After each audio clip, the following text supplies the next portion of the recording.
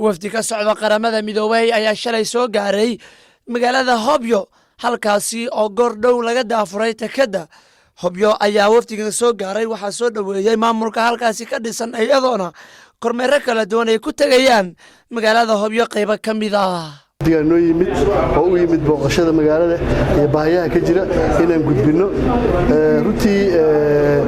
marka la isku celceliyo dadka yimid tiradoodu waa ilaa dhowr iyo 10 qof ku dhawaad oo ka kala socda WHO ka socda hay'adda UNICEF way ka socdaan hay'adda UNDP way ka socdaan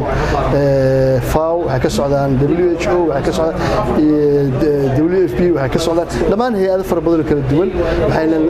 maamulka degmada iyo NGOska iyo wasaaradda ay kala tashanayeen dhibaatada baahiyaha ee jirta deegaanka waxaan leenahay welcome waana soo dhaweynay waxaan rabaa marka wixii information oo ku saabsan humanitarian ayaga naga dalbeen ee baahiyi jiray waa u gudbinay wixii kale tan waa u gudbinay marka waxaan rabnaa inaan dila yiraahdo shaqada ay wafdiga ay noogu yimaadeen inay sida ugu codsanay in ugu soo jawaabaan rajeynayna waxaan joognaa magaalada Hobyo oo aan ku soo dhaweynayno hay'ado caalami ah oo hay'adaha arrimaha bani'aadamnimada ka shaqeeya ka wasaaradahan maalmahan waxaan safar ku ahayn gobolka Mudug oo aan xaaladda abaarta qiimeeynay safarkii oo qayb ka yahay kan iyo hay'adahan inay noo yimaadaan Hobyana nala arkaan magaalada waxa ka jira ciid aad u socota oo dadka dhibaataysay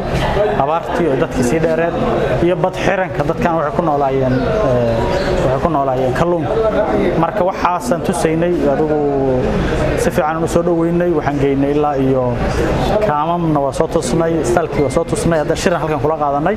haddana waa celinayna insha Allah bilkiri marka muhiimadda safarkan wuxuu ahay in aan magaalada Hobyo tusno bal indhaha caalamka noocay tahay wixii su'aalo iyo jawaabo u baahnaan muddo hal saac shirin qaadana waa isdhaafsanay waan u gudbinay insha Allah bilkiri waxaan rajaynaynaa inay jawaab macquul ka bixiyaan waxa laga hadlayay inta badan waxay ahayd abaaraha waxa Soomaaliya ka taagan arrimaha bani'aadamnimada waayo daran waa abaaruhu waxa ka mid tahay